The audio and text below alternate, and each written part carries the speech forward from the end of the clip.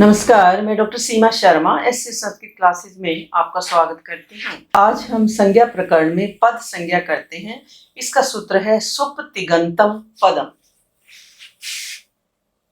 सुप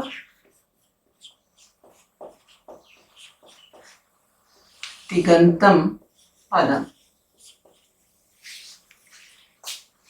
सुप तिगंतम पदम यानी सुप अंत में हो जिसके और तिंग अंत में हो जिसके, उसकी क्या होती है? पद संज्ञा होती है। सुप सुप यानी सु औ जस, और तिंग यानी तिप तस और जी। तो सुप यानी सु औ जस और तिंग यानी तिप तस जी।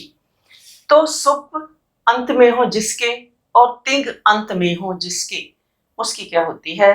पद संज्ञा होती है। तो सु औ जस अम औ शस टाभ्याम भिस ने भ्याम भ्यस नसी भ्याम भ्यस नस ओस आम नी ओस सुप। सु से लेकर सुप के प तक सुप प्रत्याहार बनता है, इनको सुप कहा जाता है। और प्रथमा से लेकर सप्तमी तक 7 विभक्तियां होती हैं। उनके 3-3 वचन होते हैं, एक वचन, द्विवचन और बहुवचन। प्रत्येक विभक्ति के तीनों वचनों के 3-3 प्रत्यय हैं। इस प्रकार ये कुल सुप के कितने प्रत्यय बन जाते हैं? 21 प्रत्यय बन जाते हैं। यानी 21 सुप हमारे कितने प्रत्यय हैं? 21 सुप में 21 प्रत्यय आते हैं। 21 प्रत्यय आते हैं। प्रत्यय कहाँ आता है? जो मूल शब्द है, हमारा मूल धातु है, ये शब्द है, उस प्रत्यय प्रकृति यानी मूल के पर अर्थात आगे ही आता है। जैसे सो आदि से रहित शब्द का प्रयोग नहीं हम कर सकते, बिना विभक्ति के शब्द का प्रयोग हो ही नहीं सकता। अतः शब्द के प्रयोग के योग्य बनाने के लिए हमें विभक्ति या प्रत्यय का प्रयोग करना अत्यंत आवश्यक होता है। तो सुप में 21 प्रत्यय आते हैं और तो तिगंत में 18 प्रत्यय आते हैं। पहले हम परस्मयी पद के प्रत्यय देख लेते हैं। परस्मयी पद में तिप तस झी, तिप तस झी, सिप थस थ, निप वस और मस। तो ये हमारे क्या है? परस्मयी पद के प्रत्यय हैं। इसी प्रकार आत्मनेपद पद के त अताम झ,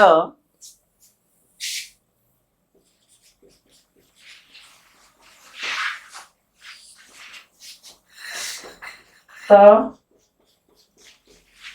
अताम थास अथाम वही और महिंग। इन 18 को हम तिंग कहते हैं। प्रारंभ के 30 से लेकर के अणह तक तिंग प्रत्याहार बनता है। पहले 9 को छोड़कर त से लेकर महिंग तक तंग कहते हैं। इसी प्रकार सुप भी प्रत्यय है और तिंग भी प्रत्यय है।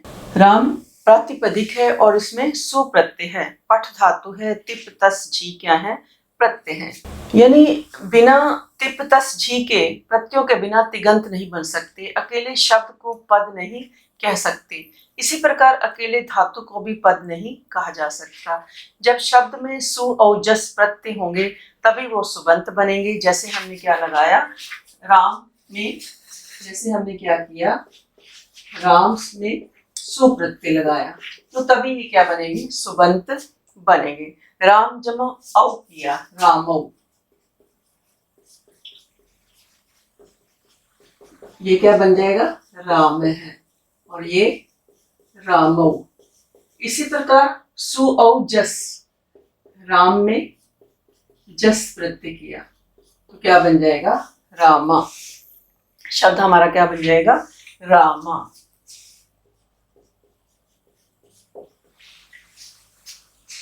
इसी प्रकार क्या है, पठ केवल क्या है, धातु है।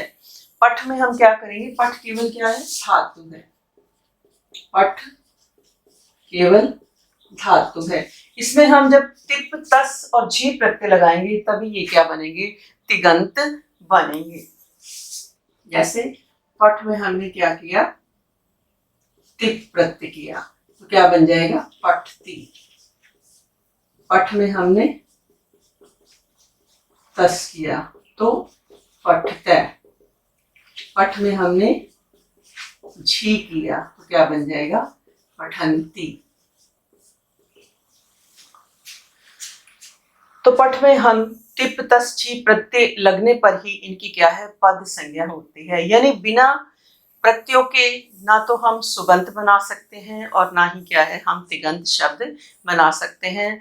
पद बनाने के लिए हमें सुप प्रत्यय भी लगाना पड़ेगा शब्दों के साथ, और तिगंत बनाने के लिए हमें तिप तस झी ये तिगंत प्रत्यय भी हमें लगाने पड़ेंगे। जैसे हमने क्या है लिखा कि राम है शब्द क्या है, अब हमारा पद है, पद है पठती पद। जब हमने ये प्रत्यय लगाया राम शब्द के साथ, हमने सु प्रत्यय लगाया। पहले हमारा राम शब्द क्या था, प्रातिपदिक था, परंतु जब हमने सु प्रत्यय लगाया तो ये क्या बन गया, एक सुबंत बन गया, सुबंत बन गया। इसी प्रकार पठ, पठ धातु से हमने क्या किया, तिप प्रत्यय लगाया तो ये भी हमारा क्या बन गई, तिगंत बन गए। तो आज हमने इस सुप तिगंतम पदम की सु औ जस जिनके अंत में हो वो सुप, और तिप तस झी जिनके अंत में हो उनकी क्या होती है, पद संज्ञा होती है। यानी सुबंत और तिगंत की क्या होती है, पद संज्ञा होती है। तो सुप तिगंतम पदम, तो इसमें एग्जाम में किस प्रकार क्वेश्चन पूछे जाते हैं कि जैसे सुप में कितने प्रत्यय हैं, तो आपका उत्तर क्या होगा, 21। इसी प्रकार तिंग में कितने प्रत्यय हैं, तो उत्तर में क्या आपका लिखेंगे, 18। तो सुबंत पद जो है शब्दों से लगेंगे, और जैसे देवः बालकः, माता पिता, पालिका राधा, तिगंत जो प्रत्यय हमारे किससे लगेंगे, धातुओं से लगेंगे। तो जैसे उन्होंने प्रश्न दे दिया कि निम्नलिखित में से तिगंत पद कौन सा है, तो शब्द दे दिए बालिका, रामौ, देवः और पठती।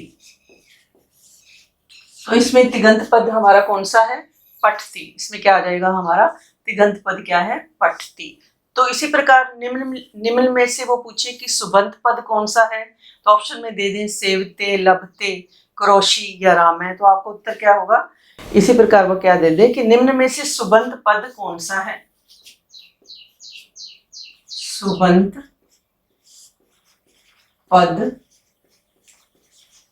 कौन सा है, तो ऑप्शन में क्या दे दें, पठती, क्रोशी या राम है या लभते, कुछ भी मतलब वो लिख दें। तो इसमें से आपको सुबंत पद देखना है, तो सुबंत पद कौन सा है हमारा, राम, तो ये हमारा क्या होगा, ऑप्शन सही होगा। तो इसमें से तिगंत पद कौन सा है, पठती, तो ये उत्तर हमारा क्या है, ठीक माना जाएगा। तो सुप में कितने प्रत्याहार आते हैं, कितने आते हैं, 21, या 21 जहाँ प्रत्याहार होते हैं उनको हम क्या कहते हैं, सुबंत कहते हैं। इसी प्रकार तिंग में कितने प्रत्याहार आते हैं, कितने प्रत्यय आते हैं, तिंग में कितने प्रत्यय आते हैं और सुप में कितने प्रत्यय आते हैं, इस प्रकार एग्जामिनर आपको पेपर में पूछ सकता है। तो आज के लिए इतना ही, धन्यवाद, जय हिंद, जय भारत।